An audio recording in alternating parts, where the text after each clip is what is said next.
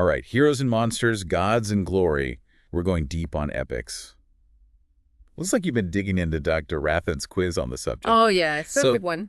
it really is, and it seems like you're ready for a real literary adventure. But don't worry, no pop quizzes here. We're just going to unpack all the cool stuff about what makes an epic, well, epic. What's so interesting about epics, I think, is that they're not just stories, you know? They're more like cultural blueprints. I mean, think about it. These stories, they were a way for civilizations to define themselves, their values, like their whole identity, really. It's like a shared origin story, but on a huge scale. So it's more than just entertainment then, right? It's like shaping a whole culture's worldview. Exactly. Take the Iliad, for example. It Yeah. wasn't just about some war. It was about the Greek ideal of heroism, their warrior culture, even their relationship with the gods, all of that. So if epics are these cultural blueprints, I mean, where do we even start? Dr. Rathod gives us that classic definition, long narrative poem, elevated language, all the legendary heroes, the whole deal. But how did those elements actually work to create this powerful sense of identity? I mean, how did that work? Well, let's break it down a little. Take the language itself, for instance. It's not your everyday chit-chat, it's heightened, almost musical, it's designed to give you that sense of awe and grandeur. It's like the language itself is trying to match the epic scale of the events, the characters, everything.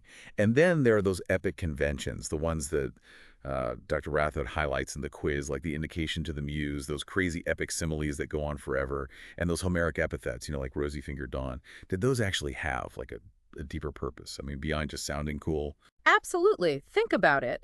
These stories were, originally part of an oral tradition passed down over generations.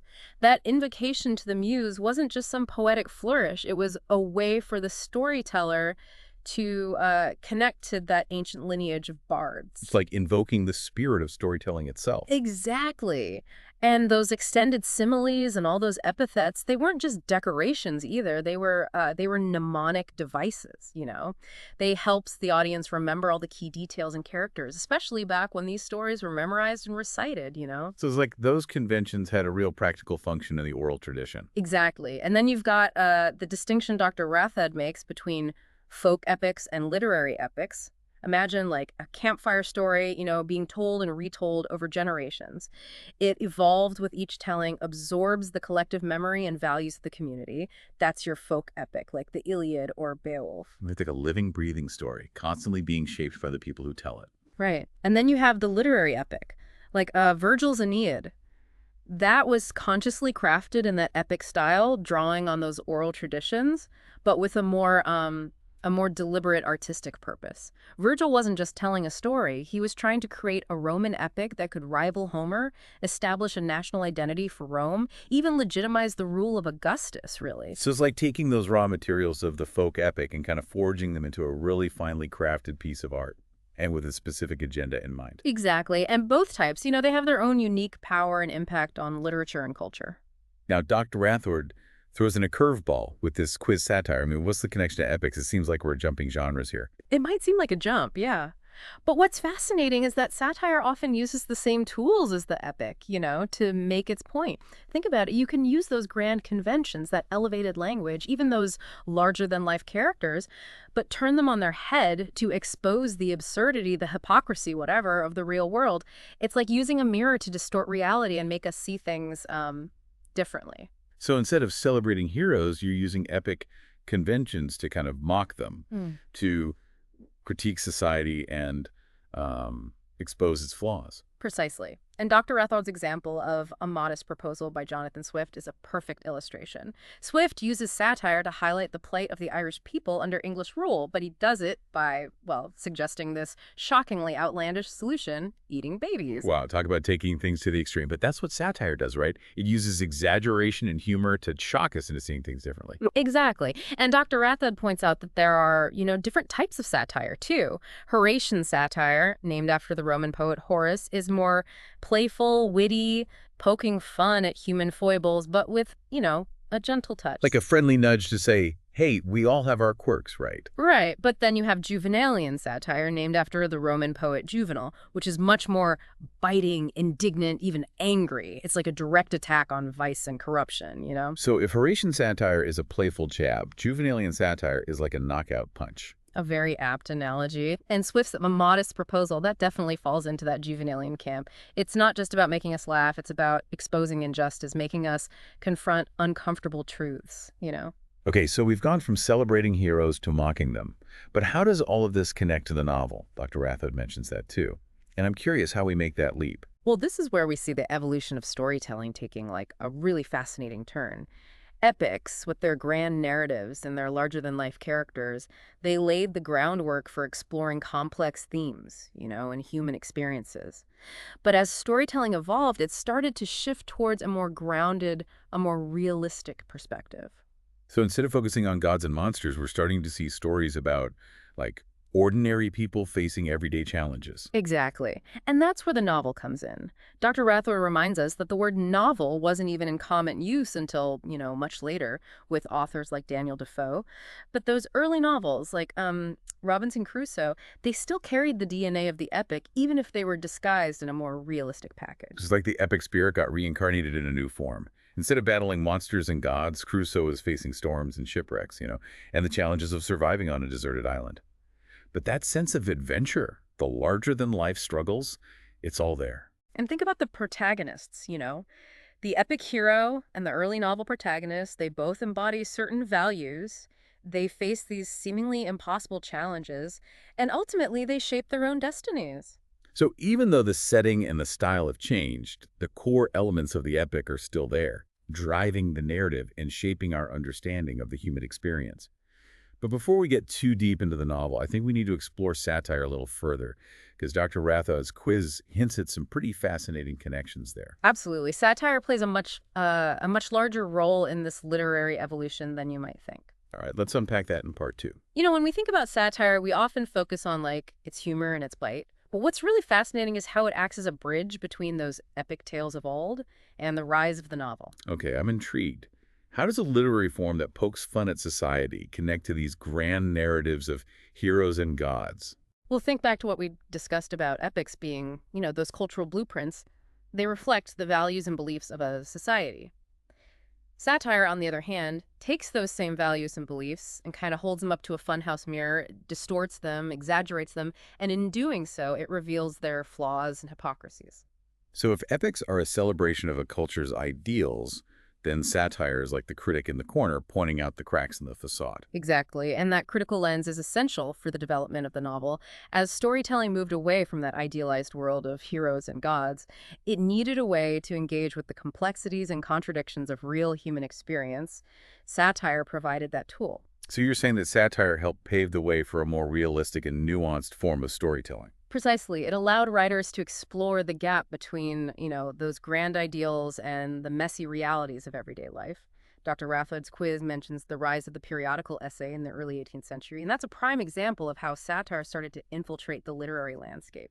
You mean those essays that were like the precursors to blogs and, online articles? Exactly. Think about publications like The Spectator, which Dr. Rathod highlights. They tackled a wide range of topics from fashion and manners to politics and philosophy, and they did it with a healthy dose of wit and irony.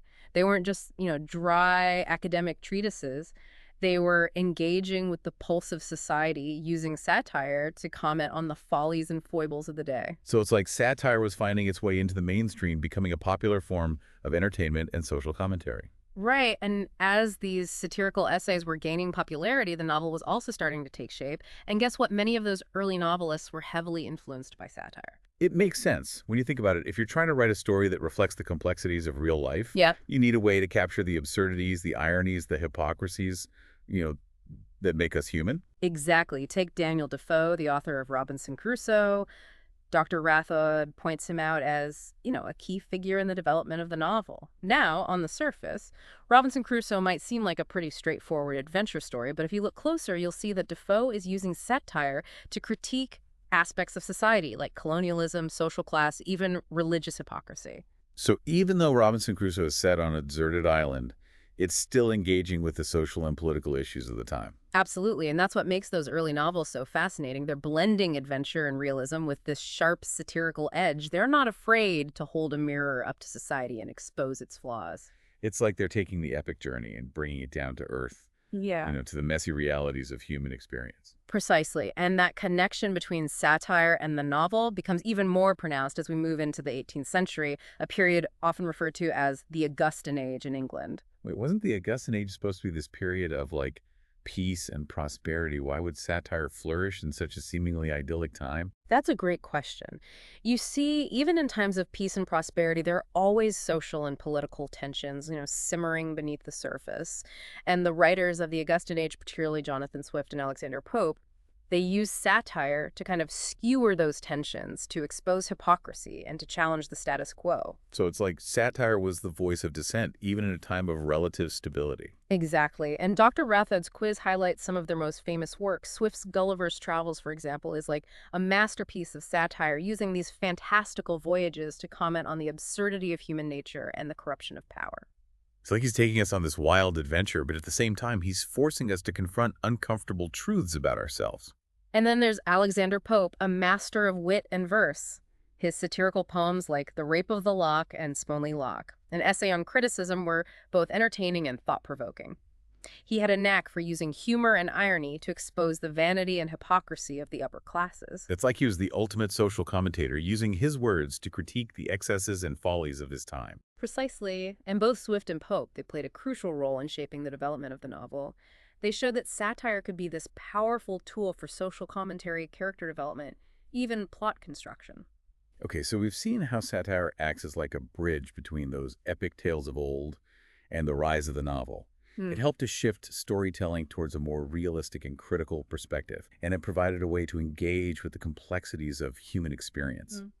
But Dr. Rathod's quiz also mentions a specific type of epic, the mock epic. I'm curious to explore that a bit further. Ah, yes, the mock epic. It's a delightful and often hilarious subgenre that perfectly exemplifies the intersection of epic conventions and satire. All right, let's dive into that in part 3. All right, so we talked about satire's role in shaping the novel, but what about this mock epic thing Dr. Rathod keeps bringing up? It sounds like some kind of weird genre mashup. Like, what's the deal with that? Yeah, you're right. It is a mashup, a really funny one. Just imagine like taking all those grand sweeping elements of an epic, the super formal language, all the heroic deeds, those battles against fate, and then just applying it to like something totally normal, like everyday stuff. That's the mock epic in a nutshell. So it's like taking something ordinary, I don't know, like a fight over a parking spot, and treating it like it's some huge Clash of the Titans. Exactly. And by doing that, the mock epic, it just shows how absurd our everyday lives can be. And that inflated importance we put on things that don't really matter. Okay, now I'm seeing how this fits in with satire. It's like using those epic conventions to poke fun at ourselves and all our, like, it's like watching a big dramatic opera, but it's all about, like, spilling a cup of tea or something. Exactly. And that's what makes the mock epic so great. It makes you laugh, but it also makes you think about your own life, the stuff you worry about. Like, are we getting caught up in silly drama when there are more important things happening? Are we taking ourselves way too seriously? Yeah, it's a subtle but powerful way to use humor for social commentary, right? It's not about preaching. It's about showing this distorted mirror to society and letting us figure things out for ourselves. Right. And that brings us back to something Dr. Rathod mentioned in the quiz, the origin of the word epic itself. It comes from the Greek word epikos, which means song. And remembering that the epic came from oral storytelling, it's really important here. How so? Why is that so important? Well, because it shows that evolution we've been talking about this whole time, right? From those ancient bards who told stories about gods and heroes, we see this slow change to written literature, then satire, and finally the novel. But even though how we tell stories has changed, that core human need, for stories that explore those big themes, that challenge us, that connect us to something bigger that never goes away. It's like that epic spirit, that drive to tell stories that really matter, has just found new ways to express itself over time. Yeah. And even now, with all the technology and all the distractions we have, we're still drawn to those epic themes, those struggles, those battles against fate. Absolutely. Think about the books, movies, even video games that we love today. Don't they all tap into those same epic impulses? That hero's journey, the fight between good and evil, the search for meaning. These are themes that never get old. They resonate with us on such a deep level. I'll say we're all still part of that ancient storytelling tradition, even if we're not sitting around campfires anymore. Exactly. And that's what makes this whole deep dive so interesting. It's not just about old poems and novels. It's about how powerful storytelling is and how it shapes our culture and how we understand ourselves. Well said. We started with Dr. Rather's epic quiz, and it's taken us on quite the journey. We've unpacked the significance of all those epic conventions, explored how satire evolved and how the novel came about. We even went back to the very beginning of storytelling and how those basic impulses are still with us today. And what's even more exciting is that this is just the start, really. This deep dive has hopefully given you the tools to analyze and appreciate all those epic threads wherever you find them, whether it's in a classic novel, a blockbuster movie, or even a video game. So as you keep exploring the world of literature and storytelling, keep an eye out for those epic elements, those satirical twists, those timeless themes that connect us to the past and shine a light on the present. Who knows what amazing stuff you'll find. Happy deep diving.